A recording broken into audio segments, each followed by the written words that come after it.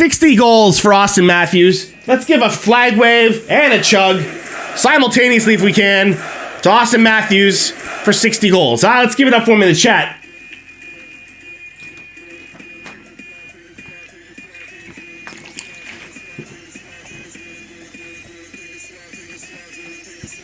Hey, that took a little bit of rhythm.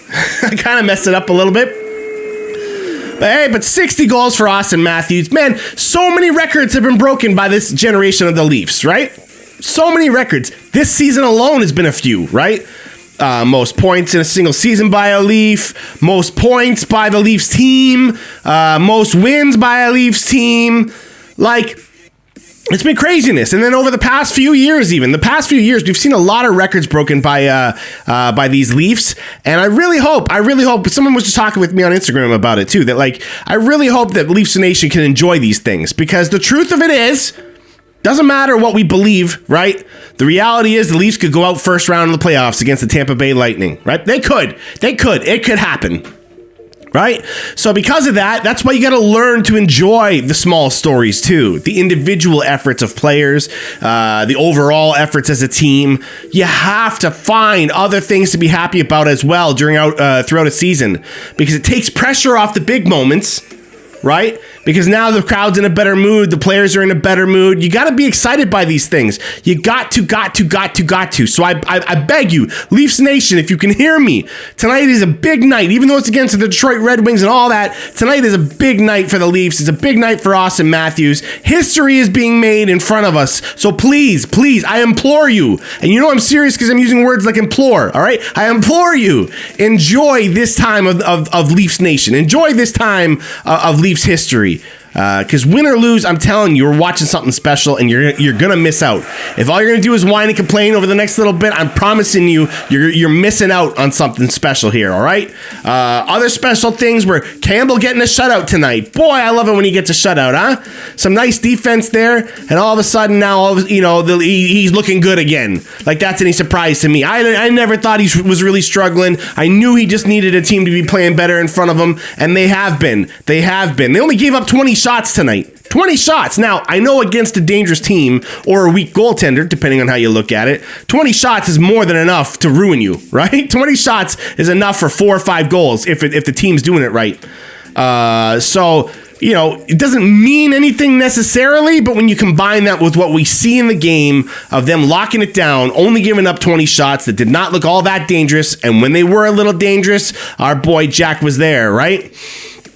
No problems with any of that, right?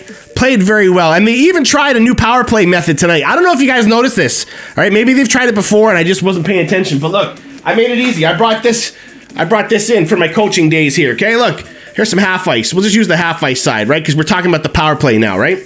The Leafs tonight, right? We're trying this. They had a guy here, right? A guy here, and then this and that.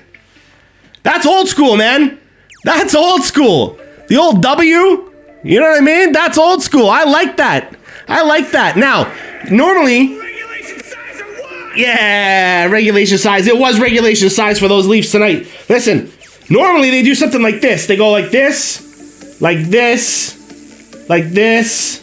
Well, I guess this guy's probably closer. This guy's more like up and around here, right? Like this. And like this.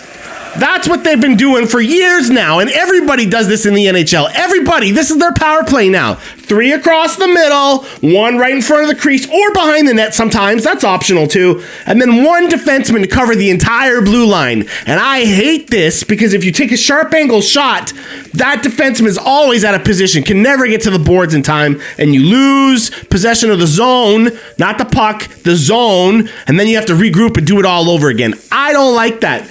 Or what I like sometimes is a compromise. And that's what we saw tonight at times, man. At times tonight, you had the 3 going here, like that, right? And then what would happen is, the puck would end up back here. You'd have somebody in behind there, right? And then all of a sudden, as this guy goes back to get it, now you've got this here, that here, and this guy would creep in to kind of be that thing, and this person would come over. For a brief moment, they would do the 3 across with the thing. You know what I mean? For a brief moment, they would do the new school stuff. And then they go back to this, the 5, the W, the traditional way. I like that. A nice hybrid. Oh.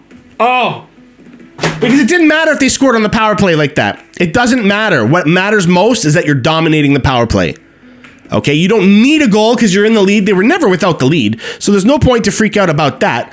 But what they did do was make sure they were dominant. A lot of time in the offensive zone, less times of the puck spilling out. It puts the pressure on the other team. They start to mentally freak out, and then that's when you capitalize on them, whether it's on the power play or it's later on at full strength. Because now they're worn down. Now they're beaten mentally. They feel like they can't keep up because you've dominated them for a little while. I loved it. And I hope to see more of that. I hope to see more in the playoffs. When it matters most, I hope they try that stuff again. Mix it up. Do both, man. Like, you know what I mean? You should have a whole Rolodex. Be able to play as many styles as possible. And I love to see teams that do that. Because then you're prepared for everything, man. You're Batman with a utility belt, right? You just reach for another weapon. You've always got another way. I love it. That's how you get prepared. That's how you get prepared for the playoffs.